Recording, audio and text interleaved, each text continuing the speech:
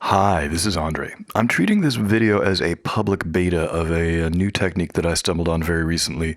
I haven't quite gotten to grips with it yet, and I'm not even completely sure that I particularly like what it does, but it's new, and rather than try and keep it to myself, I want to throw it out there and see what y'all think of it. I have to give a shout out to Andy Butler and Randolf Arriola because they were having a discussion on the EDP Facebook group, and Andy Butler got to talking about the sus next loop function, which got me on this current train of thought that led me to this potentially useful and potentially useless technique. So it involves multiple loops, and before I get into that, let's briefly review multiple loops. So I have two loops here that I built up off camera. This is the first loop.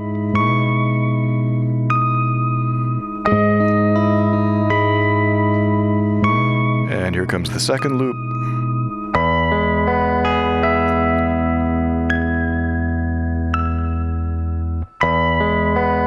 And so forth. Now, normally with MIDI, what you can do is switch between multiple loops by having a loop assigned to a different MIDI number. So on this pedal bank right here, I have pedal 6 assigned to loop 1, I have pedal 7 assigned to loop 2. Right now I have switch quantize set on. That means that when I tell the EDP to switch loops, it's going to wait until it gets to the beginning of the loop and then switch like this. And 4, and boom. Now I'm going to turn switch quantize off.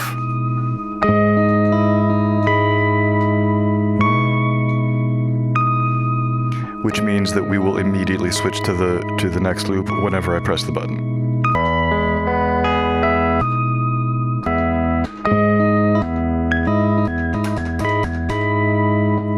So the sus next loop function switches from whatever loop you're currently in to the next one in line for as long as you hold the button down, and then when you release it, it switches back to the loop you came from. So right now I'm set up at loop 1. This button number 5 on this particular bank, is programmed for sus next loop. So when I press it down, it switches to loop 2, and as soon as I release it, it goes back to loop 1. And as with all the sus functions on the EDP, you can get very short events happening if you just tap the pedal.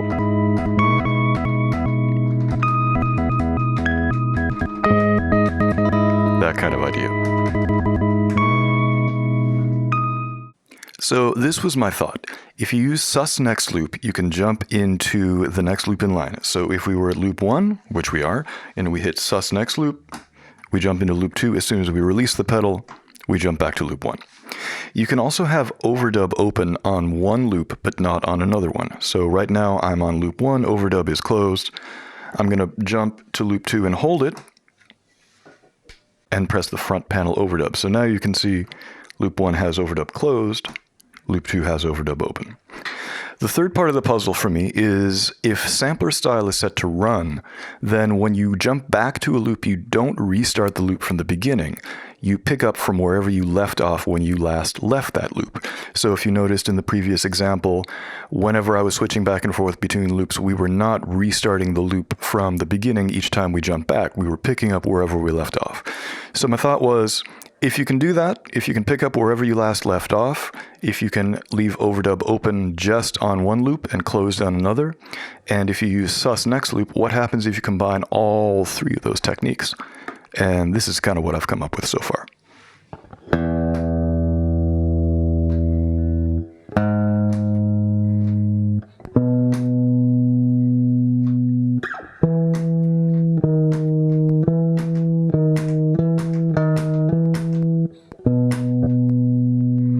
Let's jump back to loop 2 and see how that sounds.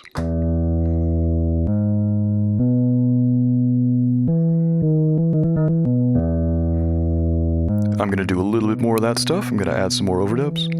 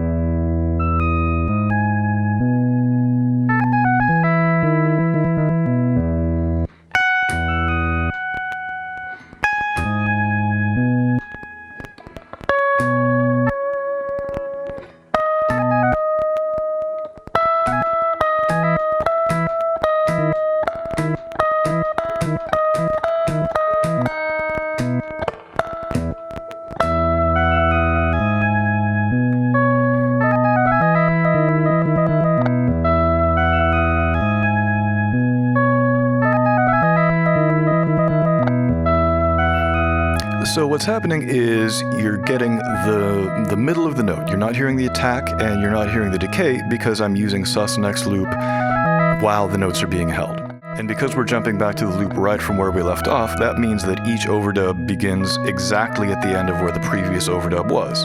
I'm going to clear this out. I'm going to bring feedback all the way down to clear this loop out.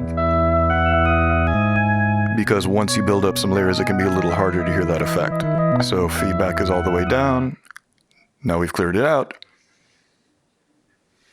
Feedback is all the way up. So just to quickly demonstrate, I'm going to try and do a trill. I'm going to try and go back and forth between two notes. I'm going to do... Also, listen to that. We're going to talk about that in just a minute. For right now, I'm going to bring feedback all the way down.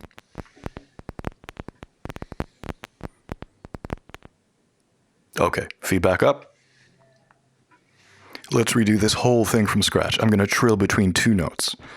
This one and this one.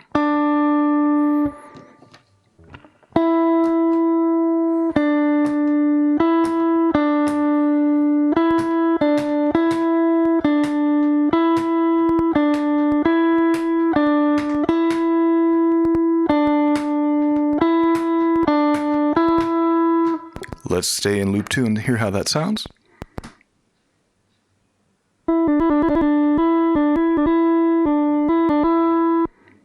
So basically, because sampler style is set to run, each time you go into that new loop, you pick up from where you left off. If overdub is open on that loop, that means that whenever you enter that loop, you're going to be overdubbing. And with sus next loop, every time you go into that loop, you're only in loop 2 for as long as you hold down the pedal. So with the combination of those three factors, you can get this kind of sound.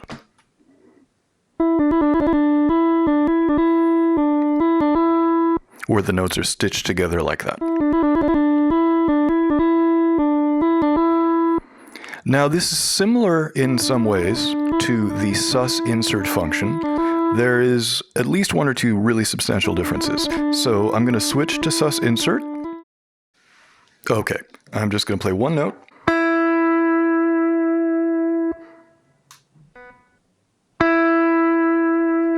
Okay, overdub off. Now if I do a sus insert in the middle of this note,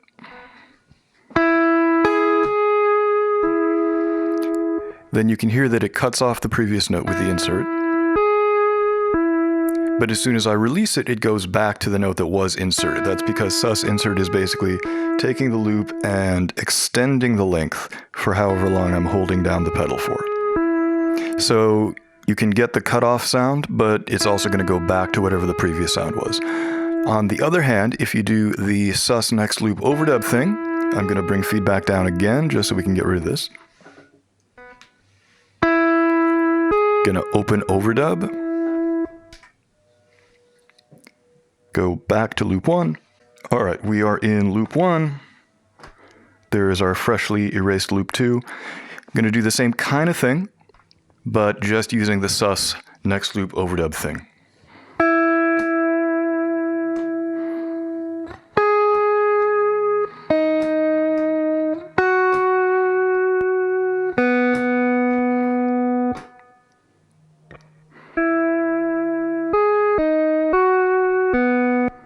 So you get each new overdub beginning at the exact point where the previous overdub left off, and until you start building up more layers, you don't get any of the sounds on top of each other.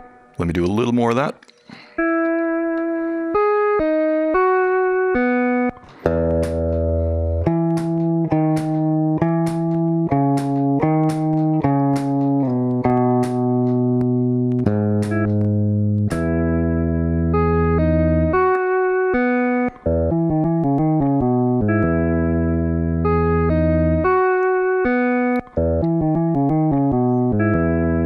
So to me, it's a very different kind of sound than I can get any other way on the EDP. It definitely has a lot of similarities to various kind of glitchy, replace, insert types of things. But for the reasons we've mentioned, and you know, if I just shut up and let you listen.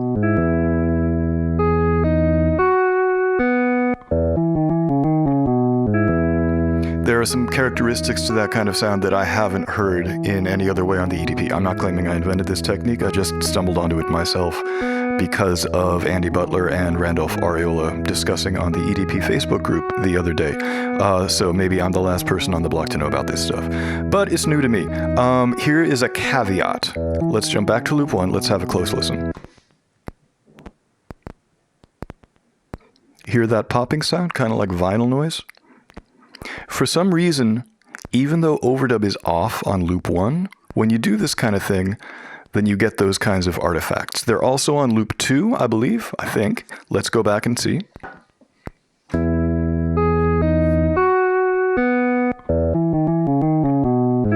Yeah, it's harder to hear because there's actual notes in this one.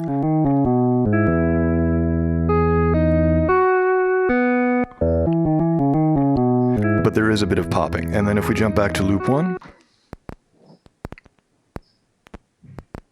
and again, even though overdub is closed on loop number 1, we're still getting those artifacts from where sus next loop was being done. Now, I have this EDP, the black one from 2003. I also have a white EDP from 95. I tried this on both of them, and they both did the same thing.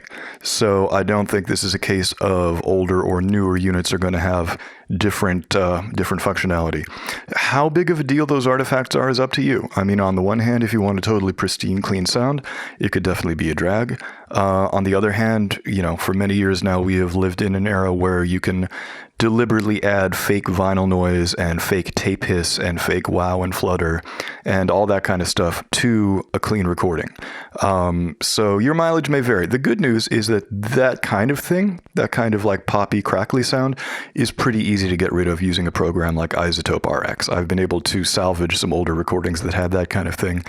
And, you know, I don't mean to put in a plug for Isotope, but RX is pretty amazing as far as being able to get rid of that sort of sound and eliminate the noise and keep the music intact. So I would surmise, that you could clean this up pretty dramatically, if not entirely, using a program like Isotope. And again, whether or not that's an issue, that's up to you.